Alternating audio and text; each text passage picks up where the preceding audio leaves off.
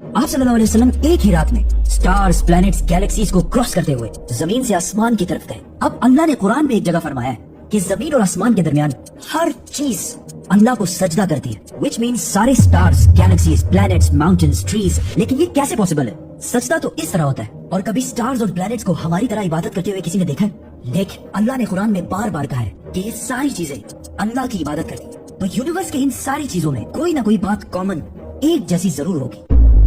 आज से बहुत साल पहले पूरी दुनिया का ये ख्याल था कि जमीन, अर्थ ही दुनिया का सेंटर है और जमीन तो साकिन है बेटा, जमीन रोटेट करती नहीं है, जमीन गर्दिश नहीं करती। लेकिन आज से 400 साल पहले गैलीलियो, जो एक इटालियन साइंटिस्ट थे, उसने दो लेंसेज को अलाइन करके रखा तो उसे पता चला कि ऐसे करने से दूर की चीजों को करीब से देखा जा सकता है। छोटे लेवल पर टेलीस्कोप्स दुनिया में पहले भी मौजूद थे, लेकिन इन्हें सिर्फ फौजी और समुद्री सफरों में यूज किया जाता था। लेकिन गैलीलियो ने इसी टेलीस्कोप को इम्प्रूव करके इंसानों की तारीख में पहली दफा इसका रुख आसमान की तरफ किया, जिससे उसने दुनिया से पहली बार सूरज और चांद को बिल्कुल करीब से देखा। और गैलीलियो ने इन सारों की मूवमेंट को ऑब्जर्व करना शुरू किया। 1300 दुनियाओं को अगर मिला लिया जाए, इससे एक जुपिटर बनता है। गैलीलियो ने देखा कि ये भी बाकी प्लैनेट्स की तरह गोल है, लेकिन जुपिटर के ऊपर जो लाइट है वो महीने के डिफरेंट दिनों में बिल्कुल बदल रही है। और उसने देखा कि वीनस और सैटर्न का भी यही हाल है।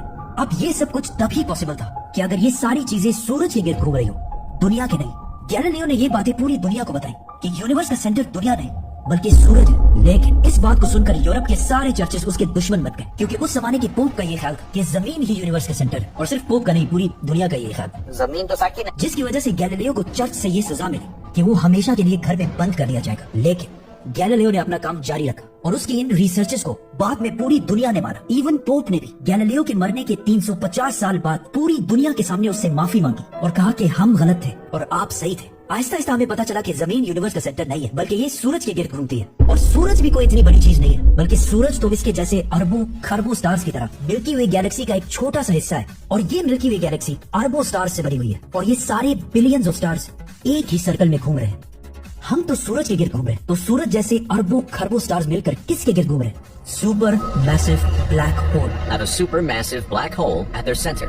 इस ब्लैक होल ने, जो हमारे सूरज से 40 लाख टाइम्स बड़ा है, ने पूरी गैलेक्सी को एक गोल सर्कल में रखा हुआ है। जिस तरह हमारे सूरज ने जमीन, जुपिटर, मार्स, इन सारे प्लैनेट्स को एक सर्कल में रखा हुआ है। लेकिन ये गैलेक्सी भी कोई इतनी बड़ी चीज नहीं है, बल्कि ये लाखों और गैलेक्सीज को मिलाकर एक छोटे से क्लस्टर का एक छोटा सा हिस्सा है। ये लाखों गैलेक्सीज मिलकर एक क्लस्टर बनाते हैं और ये क्लस्टर भी कोई इतनी बड़ी चीज नहीं है, बल्कि इस जैसे लाखों क्लस्टर्स मिलाकर एक सुपर क्लस्टर बनता है। और ऐसे हजारों सुपर क्लस्टर्स और भी मौजूद है। अब आपने ये नोट किया कि इन सारे स्टार्स, गैलेक्सीज, प्लैनेट्स में एक चीज कॉमन है कि इस पूरे यूनिवर्स में हर चीज किसी न किसी दूसरे ऑब्जेक्ट के गिर्द घूम रही है। और जब रसूलुल्लाह सल्लल्लाहु अलैहि वसल्लम भी आसमानों की तरफ गए तो उन्होंने बैतुल मामूर में फरिश्तों को नमाज पढ़ते हुए नहीं देखा, वो भी किसी चीज के गिर्द घूम रहे। लेकिन घूमने का इबादत से क्या ताल्लुक है? अल्लाह ने तो कहा है कि ये सारी चीजें इबादत करती है। आपको पता है अल्लाह ने ये बात किस सूरत में कही है?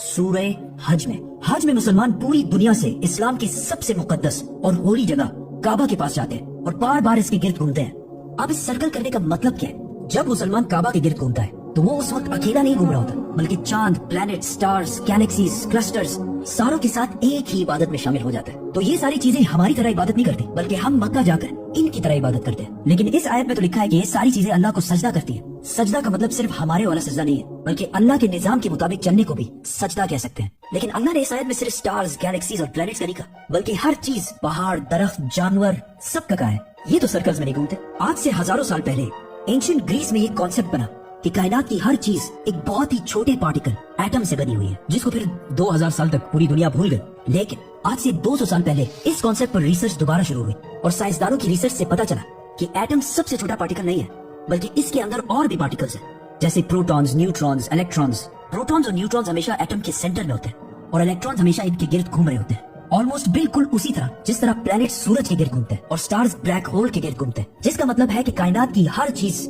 चाहते या ना चाहते हुए किसी न किसी चीज का तवाफ कर रही है। और जब कोई मुसलमान काबा का तवाफ करने जाता है तो वो कायनात की हर छोटी से छोटी चीज, जैसे एटम के अंदर इलेक्ट्रॉन से लेकर कायनात के सबसे बड़े ऑब्जेक्ट्स, प्लैनेट्स, स्टार्स, गैलेक्सीज और इवन बैतुल मामूर में फरिश्तों के साथ एक ही इबादत में शामिल हो जाते हैं। हो सकता है इसीलिए इस्लाम में तवाफ करना सबसे बड़ी इबादत है। तो जब सूरह हज में अल्लाह ने फरमाया कि ये सारी चीजें मेरी इबादत करती, तो ये हमारी तरह इबादत नहीं करती, बल्कि हम मक्का में काबा का तवाफ करके इनकी तरह अल्लाह की इबादत करते हैं। लेकिन इन सारी चीजों का तवाफ करने का एक फिक्स टाइम है और जैसे ही ये टाइम पूरा होगा तब हर शख्स मालूम कर लेगा कि वो क्या लेकर आया है।